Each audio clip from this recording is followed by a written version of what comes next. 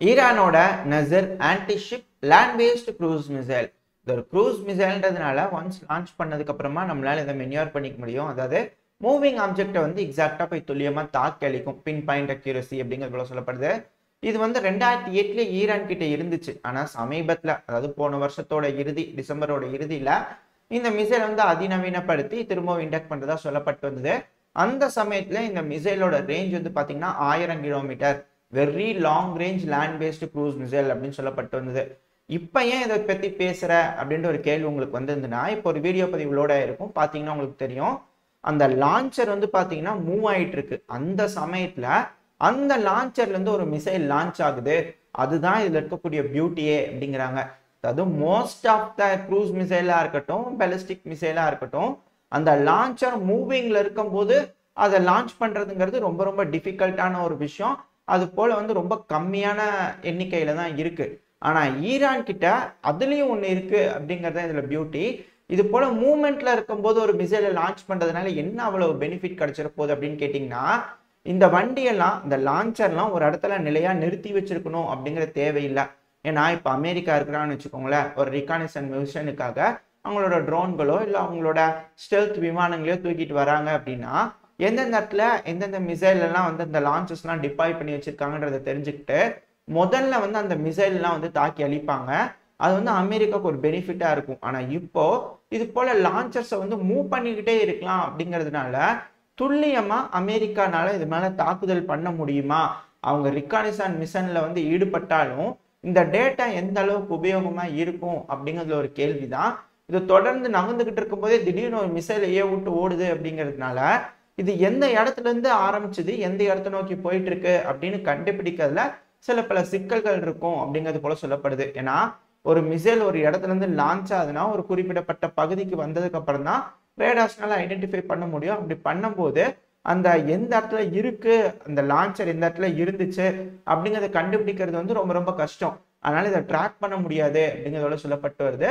இது போல ஈரான் அந்த தொழில்நுட்பம், இந்த ஆர்மி தொழில்நுட்பத்துல அடுத்தடுத்த கட்ட வளர்ச்சி அடைஞ்சுக்கிட்டே இருக்காங்க அப்படிங்கிறதெல்லாம் மாற்று கருத்து இல்லை. இப்போ நம்ம அடுத்த செய்திக்கு போயிடலாம். இப்ப நடந்துட்டு இருக்கக்கூடிய ரஷ்யா உக்ரைன் பிரச்சனையில ரஷ்யாவும் சரி உக்ரைனும் சரி அதிகமான போலிகளை செய்ய ஆரம்பிச்சிருக்காங்க. அவங்களோட ஏர் டிஃபென்ஸ் சிஸ்டமை பாதுகாக்கிறதுக்காக மார்க்அப்ஸ் அதிகமா செய்யறாங்க. அதாவது அந்த ஏர் டிஃபென்ஸ் சிஸ்டம் போலவே இருக்கக்கூடிய போலிகளை அதிகமா செஞ்சுட்டு இருக்காங்க. இதுக்கு முன்னாடி எல்லாம் பலூன் மாதிரி இருக்கும், அதை ஊதி ஒரு இடத்துல வச்சிருப்பாங்க. ஆனா இப்போ ட்ரோன்கள் தான் அதிகமா பயன்படுத்துறாங்க. அதுவும் ரிகானிசன் மிஷன் எல்லாம் பயன்படுத்துறதுனால அங்க இருக்கிறது பலூனா, அந்த மாதிரி ஊதி வச்சிருக்கக்கூடிய ஐட்டமா இல்லை உண்மையாலுமே ஏர் டிஃபென்ஸ் சிஸ்டமா அப்படின்னு தேடி கண்டுபிடிக்கிறதுக்கெல்லாம் பல வகையான ஐட்டங்கள் வந்துருச்சு. இதை ஓவர் கம் பண்ணும், அதாவது அங்க இருக்கக்கூடிய ஒரிஜினலான ஏர் டிஃபென்ஸ் சிஸ்டம் காக்கிறதுக்காக இது போல பல போலிகளை அதை சுத்தி வச்சிருப்பாங்க. அப்படி வச்சிருக்கிறதுனால இந்த எதிரிகள் இந்த மிசைலை லான்ச் பண்ணும்போதும் சரி, ட்ரோன்கள் அனுப்பும் போதும் சரி, அது ஒரிஜினலா டூப்ளிகேட்டான்னு தெரியாம அதை போய் தாக்குவாங்க. அப்படி தாக்கும்போது அங்க இருக்கக்கூடிய ஒரிஜினலுக்கு ஒரு சான்ஸ் கிடைக்கும், அங்க இருந்து வேற பக்கம் கொண்டு போயிடலாம். ஏன்னா அந்த இடத்துல ரிகானிசன் நடந்துட்டு இருக்கு, மிஷன் நடந்துட்டு இருக்கு, இந்த இடத்துல இருக்கிறத கண்டுபிடிச்சிடலாம்னு சொல்லி அதோட கோர்ஸை மாத்தி வைப்பாங்க. இது போல செய்யறதுனால அவங்களோட மிசைல் டிஃபென்ஸ் சிஸ்டம், அவங்களோட ஏர் டிஃபென்ஸ் சிஸ்டம்லாம் பாதுகாப்பா பண்ணி வச்சுக்க முடியும். அதனால இப்போ உக்ரைன் தரப்பு வந்து என்ன பண்ணிக்கிறாங்க அப்படின்னா, இது போல பலூன்கள்லாம் வச்சா கண்டுபிடிச்சது ரஷ்யா அப்படிங்கிறதுனால ஹை குவாலிட்டி மார்க்அப்ஸை வந்து இப்போ இன்ட்ரடியூஸ் பண்ண ஆரம்பிச்சிருக்காங்க. அதாவது ஒரிஜினலான ஒரு ஏர் டிஃபென்ஸ் சிஸ்டம் எப்படி இருக்குமோ அதே போல இருக்குமா. அதுவும் இப்போ வந்து பாத்தீங்கன்னா இந்த உக்ரைனுக்கு பல வகையான ஏர் டிஃபென்ஸ் சிஸ்டம் மெத்தடா கொடுத்துட்டு இருக்காங்க இல்லையா.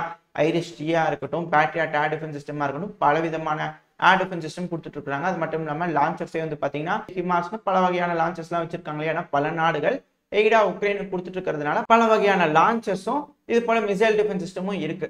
அதனால இந்த ஏர் டிஃபென்ஸ் சிஸ்டம்ல பாதுகாக்கிறதுக்காக அதே போல இருக்கக்கூடிய இந்த கார்போர்ட்ல செய்யக்கூடிய இல்லைன்னா ஒரிஜினல் மாதிரியே இருக்கக்கூடிய சில ஹை குவாலிட்டி மார்க்அப்ஸை யூஸ் பண்ணிட்டு இருக்காங்க அப்படிங்கிறத சொல்லப்பட்டு வருது. அதுக்கான வீடியோ பதிவுகள் வந்துகிட்டு இருக்கு, பாத்தீங்கன்னாலே உங்களுக்கு தெரியும்.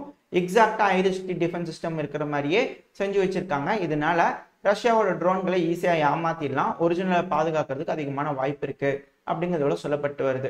அமெரிக்காவோட GLSDB, இது அமெரிக்காவும் ஸ்வீடனோட சாப் இவங்க ரெண்டு பேரும் சேர்ந்து செஞ்சிருக்காங்க. அமெரிக்காவோட போயிங் இவங்க ரெண்டு பேர் இணைஞ்சுதான் செஞ்சிருக்காங்க.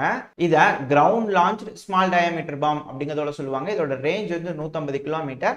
இந்த வகையான குண்டுகள் வந்து பாத்தீங்கன்னா ஹிமார்ஸ் வந்து லான்ச் பண்ண முடியும். இது ஒன்ஸ் லான்ச் பண்ணதுக்கு அப்புறமா காத்துல பறந்துட்டு இருக்கும்போது விங்ஸ் ஸ்ப்ரெட் பண்ணிச்சுன்னா அப்படியே கிளைடு பண்ணிட்டு போய் எதிரியோட நிலை மேல விழுவும், அதுவும் துல்லியமா தாக்க முடியும் அப்படிங்கிறது போல சொல்லப்பட்டு வருது. இது போல பிரிசிஷன் கைடு குண்டுகளை சமீபத்துல அமெரிக்கால இருந்து உக்ரைனுக்கு கொடுக்கதா சொல்லப்பட்டு இருந்தது இல்லையா? இப்போ உக்ரைன் அதை பயன்படுத்த ஆரம்பிச்சிட்டாங்க. அதுவும் ரஷ்யாவோட நிலைகள் மேல தாக்கும் போது இந்த குண்டுகளோட உதிரிபாகங்கள் கண்டுபிடிச்சு எடுத்ததா ரஷ்ய தரப்புல இருந்து குற்றச்சாட்டுகள் வந்துகிட்டு இருக்கு. பட் இதுக்கு எதுவும் பண்ண முடியாது. ஏன்னா அமெரிக்கா வந்து உக்ரைனுக்கு கொடுத்தது உக்ரைனோட நிலப்பகுதிகளை காப்பாத்திக்கிறதுக்காக. இதனால ரஷ்யா அமெரிக்காவை எதிர்த்து எதுவும் செய்யலனாலும் இந்த குண்டுகளை இப்ப இந்த உதிரி பாகத்தை வச்சு இந்த குண்டுகளை எப்படி தடுக்கலாம் அப்படிங்கிற ரிசர்ச்ல இறங்கியிருக்கதா சொல்லப்பட்டு வருது. ஆனா இந்த குண்டுகள்லாம் ரேடார்ல சிக்காது. இதை டவுன் பண்றது ரொம்ப ரொம்ப சிக்கல். ஏன்னா அது ரொம்பவுமே குட்டியா இருக்கிறதுனாலையும் இது கிளைடு பண்றதுனால நம்மளால மூவ் பண்ணிக்க முடியும் அந்த கோர்ஸை.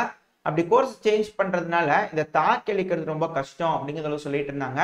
பட் ஆனா இதையும் ஸ்டாப் பண்றதுக்கான வழிகளை ரஷ்யா முன்னெடுக்கும் அப்படிங்கிறதோட சொல்லப்பட்டு வருது.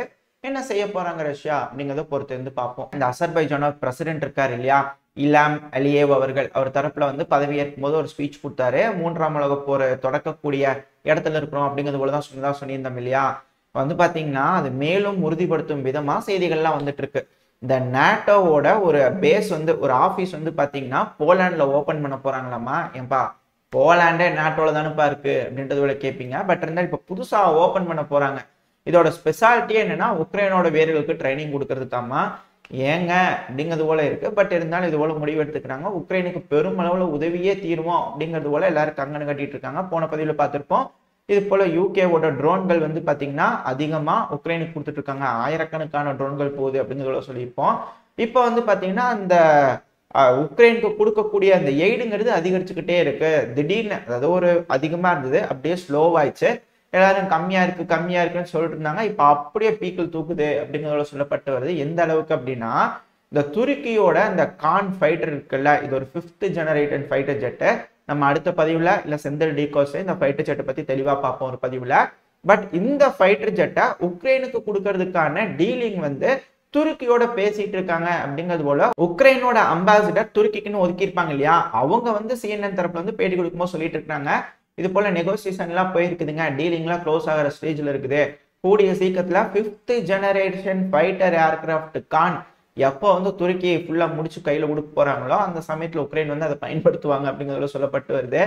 F-16 இன்னும் வந்த வார்டு இல்ல, கானெல்லாம் எப்போ அப்படிங்கிறது போல இருக்கு. பட் இருந்தாலும் ஒரு நம்பிக்கையில ஸ்ட்ராங்கா இருக்கிறாங்க உக்ரைன் அப்படிங்கிறது புரிஞ்சுக்க முடியுது. கூடிய சீக்கிரத்துல வந்து உக்ரைன் பூந்து விளையாடுவாங்க அப்படிங்கறத எதிர்பார்ப்போம். உக்ரைனுக்கு எய்டு போகுமா போகாதா? அதாவது அமெரிக்க தரப்புல இருந்து உக்ரைனுக்கு வந்து எய்டு அந்த 60 பில்லியன் அமெரிக்க டாலருக்கான எய்டு செனட் சபையில செனேட்டர் பாஸ் பண்ணிக்கிறாங்க. ஆனா ஸ்பீக்கர் வந்து எதுவும் கையெழுத்து போற மாதிரி தெரியல. அதை போகுமா போகாதா அப்படின்ற கேள்வி வருது இல்லையா? அதுக்கு ட்ரம்ப் அவர்கள் வந்து ஒரு சஜஷன் கொடுத்துக்கிறாரு. என்னன்னா உக்ரைனுக்கு எய்டெல்லாம் கொடுக்காதீங்க, லோன் கொடுங்க அப்படிங்கிறது போல.